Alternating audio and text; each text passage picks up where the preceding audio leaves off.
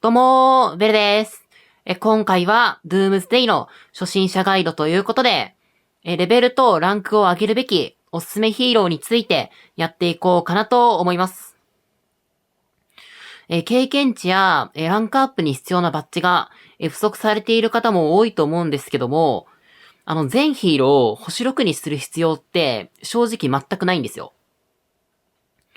そもそも育成しないで良いヒーロー、星4でも十分に役割を果たせるヒーローなどたくさんいますので、ぜひ今回の動画が参考になれば嬉しいなと思います。では早速やっていきたいところなんですけども、そもそも前提としてアシスタントで使うヒーローはレベル10まで上げれば、基本的にそれ以上レベル上げをする必要はありません。経験値を節約することができますので、その方法もお伝えしていこうと思うんですけども、そもそもリーダーで使うヒーローとアシスタントで使うヒーローの違い。これ結構誤解されている方も多いと思うので、ご説明させていただこうと思うんですけども、まず、リーダーのヒーローは、スキル、そして才能、そしてレベルによる兵士数上限、そして兵装。これらすべてが適用されます。なので、リーダーで使うヒーローは、もうスキルと、才能と、兵士、レベルですね。もうしっかり上げていただいて、なおかつ兵装もしっかり装着していただくのが良いのかなと思います。ただ、アシスタントで使うヒーローは、スキルしか適用されません。才能やレベルによる兵士上限、そして兵装。こちらすべて効果がありません。なので、才能は振っても一切意味がありませんし、レベルも上げるだけ無駄になっちゃうんですよ。兵装については、つけてる分、無駄に戦力が上がっちゃって、歴代最高戦力が、上がっちゃ、その分上がってしまう分、闇の封鎖とか、初等レイドとかのマッチングで、不利になりかねないんですよね。なので、あくまでアシスタントのヒーローは、スキルだけ解放してあげていけば良い。ぜひここだけは覚えていただくのが良いのかなと思います。では次に、アシスタントのヒーローにかかる経験値を節約するテクニックについてお話ししていきたいんですけども、まず、このヒーローのランクアップに必要な経験値。これって皆さんご存知ですか？ここって割と、意識されてない方も多いと思うんですけども、レジェンドヒーローの場合には、星1から星2にするのに500ランク経験値。で、星2から星3にするのに、さらに1500ランク経験値。そして、星3から星4にするのに、さらに、5000ランク経験値が必要になります。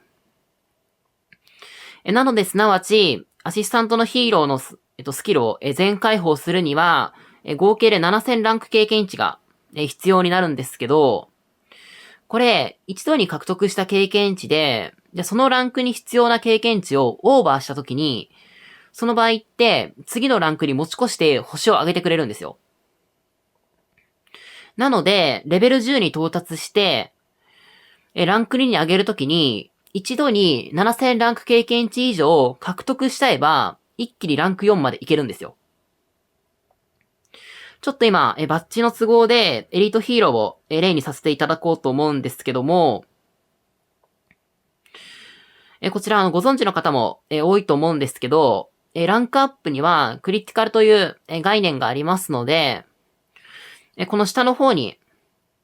緑の矢印とともに表示されている運の確率ですね。この確率で獲得できる経験値の量が2倍になります。なので、クリティカルを出せれば、一度に必要なランク経験値って3500で済むんですよ。なので、L バッジ3つと M バッジ3つ。こちらで3600経験値。そして、クリティカル確率は 75% になるので、75%の確率でレベル10のままスキルをすべて解放することができます。クリティカルが出なかった場合にはレベル30まで上げなきゃいけないんですけども、そこそこ経験値の節約になるので、ぜひご活用いただければと思います。では、本題のレベルとランクを上げるべきヒーロー、上げなくても良いヒーローということで、レベルとランクを上げるべきヒーロー、すなわちリーダーで使う可能性があるヒーローですね。レベルとランクを上げなくてもいいヒーローは、すなわちアシスタントでしか使わない。もしくは、そもそも使う機会がほぼないという、とこなんですけども、ちょっとこれ、全ヒーロー話しちゃうと、さすがに長くなっちゃうので、今回は、歩兵ヒーローと、射撃ヒーローに絞って、お話しさせていただこうと思います。で、次回の動画で、騎兵ヒーローと、その他ヒーローについて、お話しさせていただこうと思います。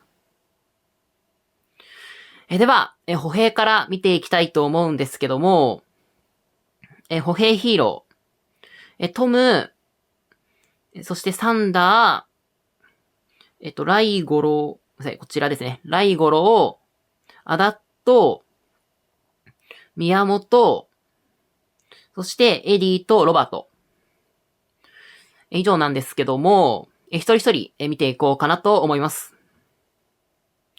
で、まずはトムですね。彼は、今後使っていく可能性があるのであれば、星6にすべきです。防御型の野戦だったり、駐屯でも結構使っていくので。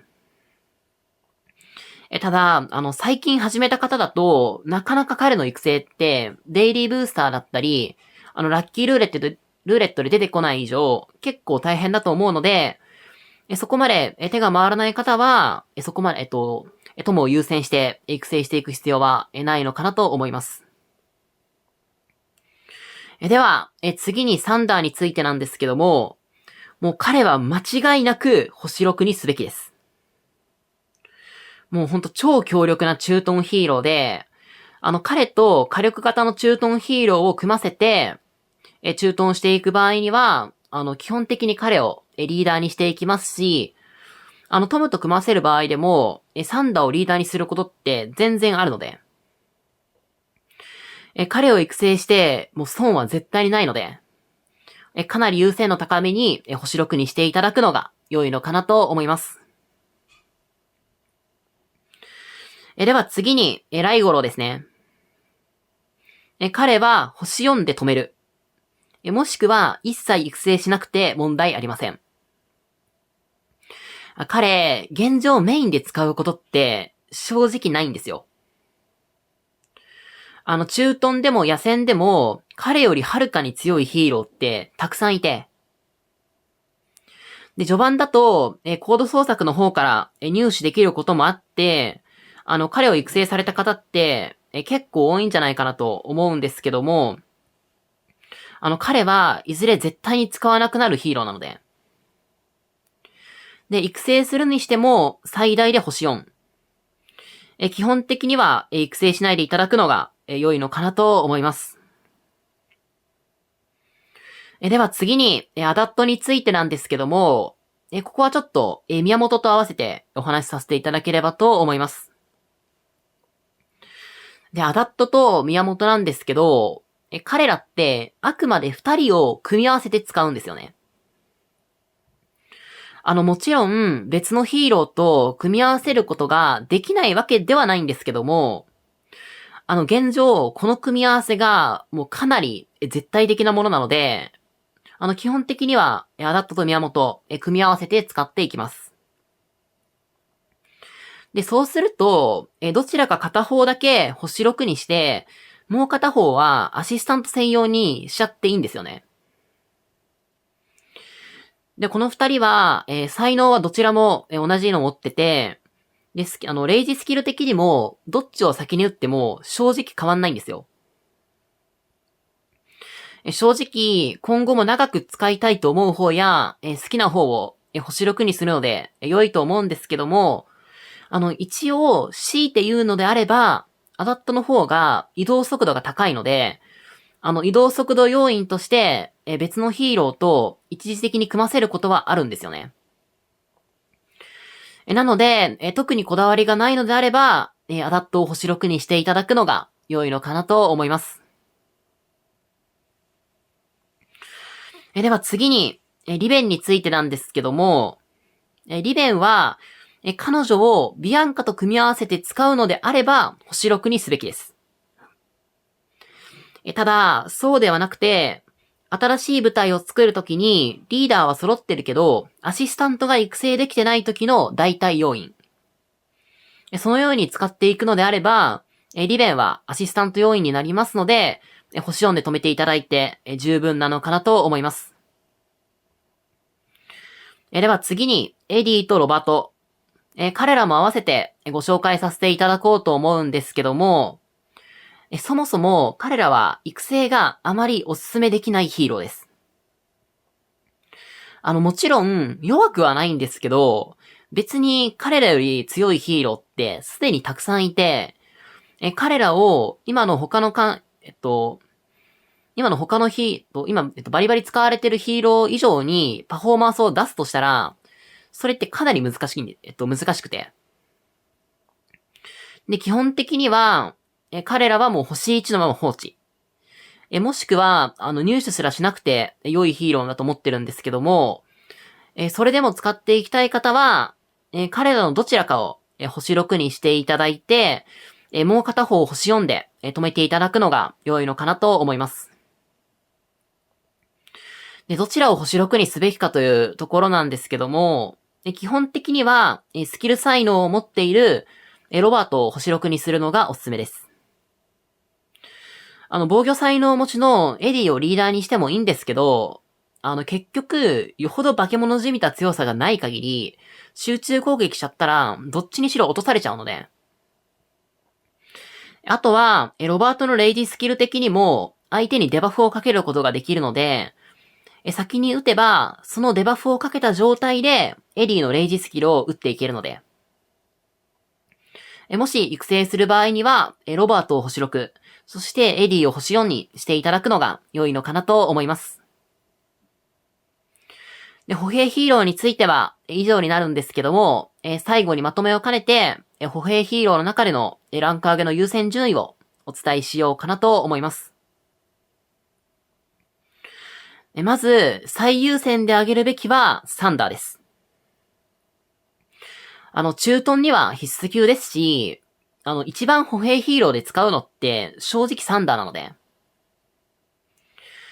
で、その次に、アダットもしくは、宮本。こちらアダット宮本部隊を使わないのであれば、育成しないでいいんですけども、使う方は、どちらかを星6にしていただいて、その次は、トム、もしくは、リベン。リーダーとして使う頻度が高い方を優先して星6にしていただいて、残りはもうお好みで良いのかなと思います。では次に、射撃ヒーローについてやっていきたいと思うんですけども、射撃ヒーロー、ルイと、ジョニーと、チュンと、ジュリアと、ジェイコブと、中野マーヤ。この6名ですね。彼らについてやっていこうと思うんですけども、まずはルイ。もう彼は最優先で何があっても星6にすべきヒーローです。個人的にはもう彼を入手できたら、もう全ヒーローの中で最も優先して星6にすべきヒーローだと思ってます。彼は初期ヒーローでありながら、もう常に使われ続けているヒーローで、もう現在も最前線で大活躍できるヒーローです。もうラリーでも、駐屯でも、野戦でも、もう汎用性の塊みたいなヒーローで、もう彼はリーダーでめちゃめちゃ使います。もちろん、アシスタントでも使えるんですけど、ラリーを打つ時の才能構成も、駐屯をする時の才能構成も、どちらもできるので、彼を星6にしているか否かで、もう戦いやすさとか、もうすべて変わってきます。なので、ぜひ、星6にしていただくのが良いのかなと思います。では次に、ジョニー、彼なんですけども、ラリーを打つ方は星4まで。そして、ラリーをしない方は、星1のまま止めちゃって大丈夫です。彼は、対サンダーのラリーの際には、もうめちゃめちゃ強いんですけど、それ以外だと、正直使わないので。で、ラリーを打つ場合も、彼は才能が、かなり弱いので、リーダーで使うことは正直ないんですよ。なので、もうラリーをする方のみ、星4、星4まで育てていくのが良いのかなと思います。では次に、チュンについてなんですけども、彼女は野戦部隊を射撃部隊2部隊で運用していくならば、星6にすべきです。ただ、まだそこまで考えていなかったり、今後射撃部隊1部隊で野戦部隊を作っていこうと思っている方は、星4で留めて大丈夫です。チュンって、もう本当に強いんですけど、射撃部隊1部隊目にチュンを使うかと言われたら、そこまで優先度は高くなくて、これは本当ルイと、この後ご紹介するジュリアが、もうぶっ壊れてるからなんですけど、汎用性とかも複合して考えると、とりあえずチュンは一旦後回しにしておいて、いずれ星6にしていただくのが良いのかなと思います。では次に、ジュリアについてなんですけども、もう彼女も、ルイと同じく、ぶっ壊れヒーローの一角です。彼女は、非常に強力な、レイジースキルを持ってて、性能がもう単体で完結してるんですよね。そして、現状、敵の単体に対してダメージを出すことを考えるのであれば、現状、最も火力が出るヒーローです。で、才能も、めちゃめちゃ優秀で、射撃とスキルの才能を持ってますので、リーダーで使うこともかなりあるので、かなり優先して、星6にしていただくのが良いのかなと思います。では次に、ジェイコブについてなんですけども、彼、普通に強いんですよ。ただ、射撃部隊が、もう他に優秀なヒーローが多すぎるがあまり、現状なかなか注目されてなくて。射撃の野戦部隊だったり、駐屯する時のアシスタント要員として、かなり活躍できるので。ただ、才能が弱いので、リーダーで使うことはありません。なので、星4で留めていただいて、良いのかなと思います。では最後に、中野さんなんですけども、正直、今から育成はしないでいいと思います。星も1のまで大丈夫です。今、射撃の野戦部隊を2部隊組んでいくとしたら、中野さんを使うことって正直ないですし、射撃3部隊にすると言っても、今後新ヒーローの追加が来ちゃったら、そっち使うことになるので、今後活躍していくのは、正直かなり厳しいんですよね。見た目はすごくいいので、お気に入りの方も多いと思うんですけども、実際の戦闘ではちょっと厳しいので、彼女よりも他のヒーローを優先していただくのが良いのかなと思います。また、射撃部隊のレベルとランク上げの優先順位になるんですけども、まずは、もう汎用性の塊のルイ。彼を星6にしていただいて、その次にジュリア。